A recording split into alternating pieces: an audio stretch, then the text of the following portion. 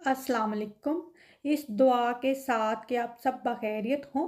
अल्लाह की ख़ास रहमतें, बरकतें और अनायतें आप सब पर मेहरबान हों। मेरी दिली दुआएं और नेक तमन्नाएं आप सब सुनने वालों के साथ हैं। अपने एक प्रीवियस व्लॉग में मैंने फ़िश शेयर की थी, तो मुझसे किसी ने उसकी रेसिपी मांगी, तो आज वही शेयर कर रही हूँ। वेजिटेबल ऑयल डाला है, ज़ीरा कुटा हुआ, सूखा धनिया और ज़ीरा कुटा हुआ डाला है, क्रश रेड चिली, अजवाइन, सॉल्ट और बेसन इसमें डाला है और थोड़ा सा लेमन स्क्वीज़ करके बस इतनी सी ही इसकी मैरिनेशन मैंने करनी है। 4 इस तरह के फ़िश फिलेट हैं जिसको कि ये मैरिनेशन मैंने लगानी है। आप चाहें तो इसको यहाँ पर बेक कर लें। अबाउट 200 डिग्री पर ओवन को प्री हीट करके बस यही इसकी मैरिनेशन है। इतनी ही चीज़ें इसके ऊपर लगानी है और इसको मैरिनेट कर देना है और इसको बहुत ज़्यादा देर रखने की ज़रूरत नहीं है। बस इसको मैरिनेट करें। तो ओवन को जैसे मैंने बताया 200 डिग्री पर प्री हीट कर लें और इसको आप ओवन में बेक कर लें। लेकिन आज चूँकि मैंने ये पपडम भी बनाने थे, तो मैंने आज इसको ओवन में बेक नहीं किया कि मैं ओवन को भी बेक करूं तो मेरा डबल काम हो जाना है। और यहाँ पर मैं साथ फ्राइज़ भी बना रही हूँ। तो आज इस फ़िश को मैं फ्राई करूँगी। चाहे आप इसको फ्राई कर लें या आप इसको बेक कर लें, इसका फ्लेवर जो है वो सेम ही रहेगा। फ्लेवर में इसके कोई फ़र्क नहीं आएगा। और यहाँ पर देखिए, इस फ़िश को मैं फ्राई कर लूँगी जिस तरह फ़िश आप फ्राई करते हैं। बहुत जल्दी ये फ्राई हो जाती है क्योंकि इसके ऊपर जो मसाला है उसकी बहुत मोटी सी तह हमने नहीं चढ़ाई है। तो गोल्डन सा कलर आने तक हमने इस फ़िश को फ्राई कर लेना है। और फ़िश आप जानते हैं बहुत जल्दी ही कुक हो जाती है।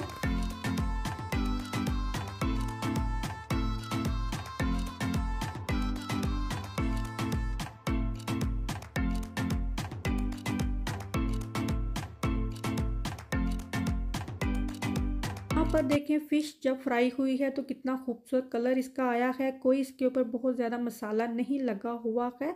तो बस यही इसकी रेसिपी है। और इसके साथ मैंने ये स्पाइसी ओनियन बनाए हैं पपडम के साथ, तो ये अच्छे लगते ही हैं। लेकिन इस तरह फ़िश के साथ, इवन पकौड़ों के साथ भी हमें जो है ये स्पाइसी ओनियन बहुत ज़्यादा अच्छे लगते हैं। काफ़ी टाइम के बाद मैं कॉस्को गई हूँ, तो सीज़न की नई चीज़ें जो हैं वो देखने को मिलती हैं। जैसा कि ये फ्रूट बास्केट है, काफ़ी अच्छी लगी। जैसा कि ये बेड है, क्योंकि विंटर सीज़न ऑलमोस्ट एंड होने वाला है, तो स्प्रिंग स्टार्ट होने वाला है। तो नए सीज़न की जो चीज़ें हैं वो यहाँ पर इस सीज़न में आती हैं। जैसा कि गार्डन फर्नीचर है वो बहुत ज़्यादा वैरायटी में यहाँ पर मौजूद है।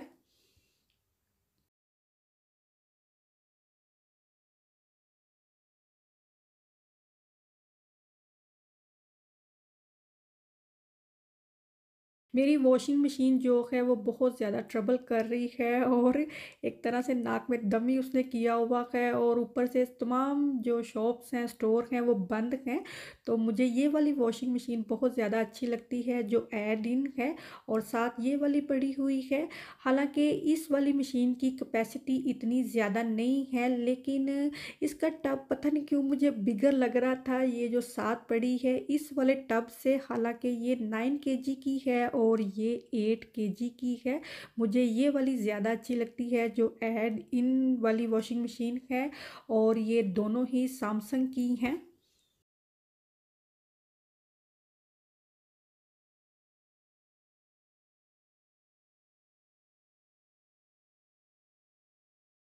और यहाँ पर एक और वॉशिंग मशीन पड़ी हुई है जो ये वाली है।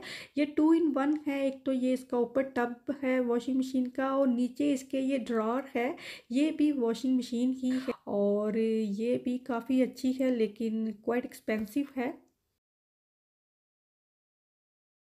एज आई सेड के नए सीज़न की यहाँ पर वैरायटी की चीज़ें मिलती हैं और फर्नीचर काफ़ी ज़्यादा आया हुआ है यहाँ पर। जैसा कि ये कॉफ़ी टेबल है और ये पहले भी मैंने देखा है यहाँ पर। मुझे काफ़ी अच्छा लगता है ये।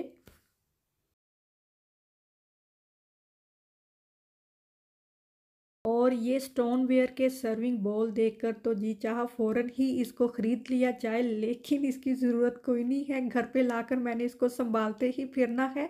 हालाँकि इसकी प्राइस भी इतनी ज़्यादा नहीं है, लेकिन ये है कि अ, स्टोर पर तो आप जानते हैं चीज़ें नई से नई आती हैं, लेकिन आपको किस-किस चीज़ की ज़रूरत है। ये वाला जो मल्टीटास्किंग लैप ट्रे है, ये मेरे हस्बैंड ने इनकी वेबसाइट पर देखी तो ये ही हम बाय करने गए थे, लेकिन ये इतनी अच्छी क्वालिटी की है नहीं, इतनी अच्छी तरह ये फिक्स नहीं होती है, तो इसने जल्द ही टूट जाना था। तो हमें लगता था कि इसने जल्द ही टूट जाना है, हो सकता है ये ना ही टूटे, तो हमें इतनी अच्छी नहीं लगी, तो फिर हमने ये बाय नहीं की। काफ़ी दिन बाद बाहर गई हूँ तो फिर बोनी पैक गई मैं। बोनी पैक जाएँ तो कोई ना कोई, जिस तरह ये हमारे इस्तेमाल के बर्तन होते हैं जो हम किचन में सर्विंग के तौर पर यूज़ करते हैं, तो नई वैरायटी आई होती है। अमूमन ये वाले जो इस तरह के सर्विंग डिशेज़ हैं ये रेस्टोरेंट वगैरह में ज़्यादा यूज़ होती हैं। घर में तो हम थोड़ी बहुत ही इस्तेमाल करते हैं। और इस तरह की जो हांडियाँ हैं, हंडियाँ हैं, वो पहले भी थी, लेकिन अभी इनके ऊपर इस तरह से लिड लगा दिए गए हैं जो काफ़ी प्यारे लगते हैं देखने में।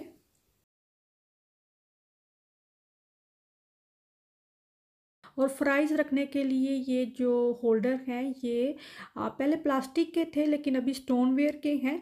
और ये कटोरी काफ़ी अच्छी लगी। मेरे पास ऐसी हंडिया और कढ़ाई पहले ही है, तो ये वाली कटोरी लेकर आई हूँ मैं। ये भी काफ़ी अच्छी है, कोई चीज़ वगैरह सर्व करने के लिए काफ़ी नाइस है। कीमत मैं सिर्फ इसलिए दिखा रही हूँ क्योंकि बहुत सी सिस्टर जानना चाहती होती हैं कि इसकी प्राइस क्या है। तो ज़ाहिर है हम चीज़ की प्राइस देखकर ही उसे बाय करते हैं। और ये कढ़ाई मैं लेकर आई हूँ, मुझे बहुत ही प्यारी लगी। छोटे से साइज़ की है। और ये मग वगैरह भी वहाँ पर पड़े हुए हैं। ये ट्रे मुझे काफ़ी अच्छी लगी। ऐसी ट्रे मैं देख भी रही थी बाय करने के लिए। मेरे पास हैं भी, थोड़ी बड़े साइज़ की हैं, लेकिन ऐसी छोटी सी ट्रे चाहिए थी जो यहाँ से मिल गई मुझे। और इस सेक्शन में तो एक चक्कर मैं ज़रूर लगाती हूँ। और ये जो चीज़ें यहाँ सामने पड़ी हैं ये मुझे बिल्कुल भी अच्छी नहीं लगी कि अब इन चीज़ों में भी ये डिज़ाइन जो है वो मिल सकता है।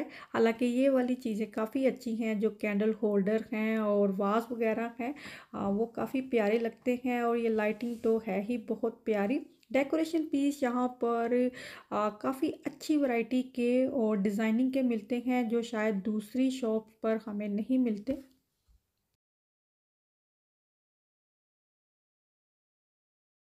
ये वाली ट्रे मैं लाई हूँ, जैसा कि मैंने बताया, मुझे मेरे पास है भी, लेकिन बड़े साइज़ की थी, लेकिन ये छोटे से साइज़ की है और ये मैं एक लेकर आई हूँ। और ये वाली एक कटोरी सी कह लें लेकर आई हूँ। ये थोड़ी कर्व सा बना हुआ है, एक साइड से ऊंची है, एक साइड से नीची है। तो घर लाकर जब देखा तो हमें ख्याल आया कि ये हमें एक से ज़्यादा बाय करनी चाहिए थी। और वो स्टील की जो कटोरियाँ हैं वो भी वहाँ पर काफ़ी ज़्यादा थी, वो लेकर आई हूँ। और मुझे सबसे ज़्यादा ये कढ़ाई जो है वो बहुत ही ज़्यादा अच्छी लगी।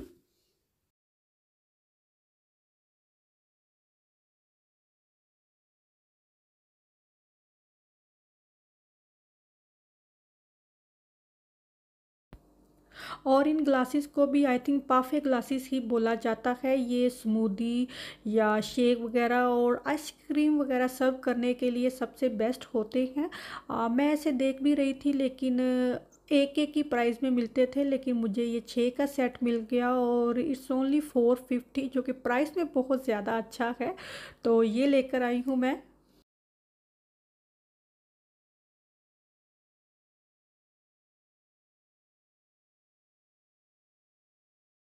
किचन की डीप क्लीनिंग की तो उससे काफ़ी मोटिवेशन हुई कि एक काम मेरा ख़त्म हो गया है, तो अब मुझे बाकी भी जो है घर की साफ़ सफाई जो है वो साथ साथ करते रहना चाहिए। तो अभी जो है मैं लिविंग रूम की डीप क्लीनिंग करने लगी हूँ। ये देखें कितनी डस्ट मिट्टी आ जाती है, एवरी डे यही हाल होता है, क्योंकि वुड फ्लोर होने की वजह से बहुत ज़्यादा डस्ट हो जाती है। ये मिरर जो है मुझसे किसी ने पूछा भी था, तो ये इस तरह का मिरर है जो मैंने अपने लिविंग रूम में लगाया हुआ है। और ये भी मैं बोनी पैक से लेकर आई हूँ। और ये ओवरऑल हमारे लिविंग रूम का लुक है, जो मीडियम साइज़ का है, ना बहुत बड़ा है ना बहुत ही छोटा है, बस फैमिली साइज़ का है। सम टाइम हमें लगता है कि ये काफ़ी छोटा है हमारे लिए। येलो रंग का ये माइक्रोफाइबर डस्टर ग्लव है, जो कि मैं टेस्को से लेकर आई हूँ। ये जंबो साइज़ का है, जो कि मैं कार एक्सेसरी डिपार्टमेंट से लाई हूँ। इस तरह के वैसे भी घर की सफाई के भी मिल जाते हैं, लेकिन वो छोटे साइज़ के होंगे। और आपने देखा मैंने कारपेट, ये जो रग है इसके ऊपर जो पाउडर है वो डस्ट किया है। कारपेट क्लीनिंग का पाउडर मिलता है, वो डस्ट किया, थोड़ी देर उसको छोड़ दिया और अभी जो है मैं अच्छे से इसका हूवर कर दूंगी। अच्छे से हूवर करना है और पहले हूवर को मैंने साफ़ किया, इसमें जितनी भी डस्ट थी पहले से वो निकाली और इसको मैं इकट्ठा करके रख दूंगी। और ये देखें, सोफ़ा चूँकि रिक्लाइनर सोफ़ा है तो इसमें कोई ना कोई चीज़ गिरती रहती है। यही एरिया है इस्तेमाल का, बच्चे बैठते हैं, कभी कोई पेंसिल इनकी गुम हो जाती है तो वो इसके अंदर गिरी मिलती है। तो इस तरह से बार बार भी आप इन चीज़ों को खोल के साफ़ नहीं कर सकते, तो वंस इन अ वाइल ये चीज़ें साफ़ होती हैं। तो अभी सोफ़े के पीछे जो एरिया है वो भी खुल जाता है, क्योंकि ये रिक्लाइनर सोफ़ा हैं। तो ये देखें, इस तरह इसको खोल के भी इसके अंदर हूवर से अच्छे से मैंने सफाई की है और ये सारा एरिया अच्छे से साफ़ किया है। कर्टन बोर्ड साफ़ किए हैं, दीवारें अच्छे से झाड़ी हैं, हूवर से हरगिज़ नहीं झाड़ी, कपड़े से अच्छे से दीवारें झाड़ी हैं और कर्टन बोर्ड अच्छे से साफ़ किए हैं। ये सारा फर्श यहाँ इतने एरिया से साफ़ किया है और फिर इसमें मॉप कर दिया और ये एरिया साफ़ हो गया। ये नहीं है कि सारे कमरे में एकदम से खलारा डाल के सफाई करें तो मुश्किल हो जाता है। और ये है हमारी आज की जनरेशन। मैं काम कर रही थी तो मुझे आके कहने लगी, मान मामा मैं आपकी कोई हेल्प कराऊं। तो ये सोफ़े को मैं पॉलिश कर देती हूँ और कानों को मुसलसल हेडफोन लगाए हुए हैं इसने। और अभी देखें जो मोप है वो कर दूँगी। घिसा घिसा कर मोप करना पड़ता है, क्योंकि सोफ़े को बार बार तो आप बाहर निकाल के सफाई नहीं करेंगे। तो अभी चूँकि ये मूव हुआ है तो जो क्लीनिंग लिक्विड है वो मैंने बॉइलिंग हॉट वाटर में डाला है। 2-3 दफ़ा यहाँ पर मैंने मॉप किया है ताकि अच्छे से ये जगह साफ़ हो जाए और सूख जाए। एज आई सेड के कर्टन बोर्ड साफ़ किया है, दीवारें अच्छे से साफ़ की हैं मैंने। यहाँ पे मैंने ये फ़ोटो लेज लगाई हुई है। मैंने एक आई थिंक बीबीसी पे एक टीवी शो में देखा था कि अगर आपका कमरा छोटा है तो सोफ़े के ऑपोजिट कोई शेल्फ लगा दें, कोई ऐसा फर्नीचर रख दें या इवन फ़ोटो लेज ही लगा दी जाए तो कमरा थोड़ा बिगर लुक देता है। तो जब ये चीज़ मैंने अपने घर में लगाई तो वाकई कमरा जो है वो थोड़ी स्पेस लगती है। ये देखें, बिल्कुल दीवार के साथ सोफ़ा लगा हुआ भी अच्छा नहीं लगता है, तो इस तरह थोड़ी सी स्पेस लगती है, कमरा थोड़ा सा बड़ा लगता है।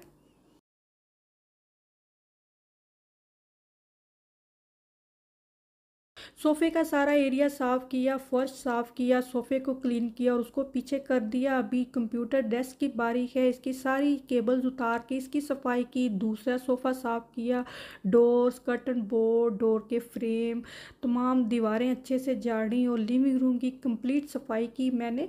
और मेरा बेटा यहाँ पर बैठा अपना स्पारे का सबक पढ़ रहा है ऑनलाइन।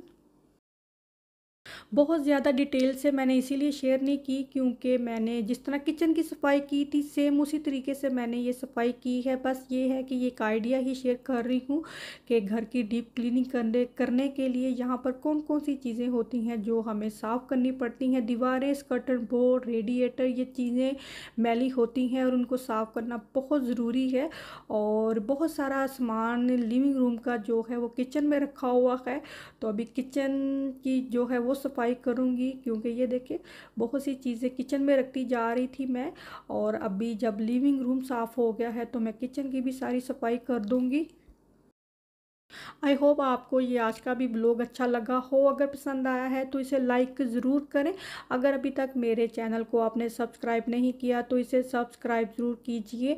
अपना और अपनों का बहुत सारा ख्याल रखिए। अल्लाह हाफिज़।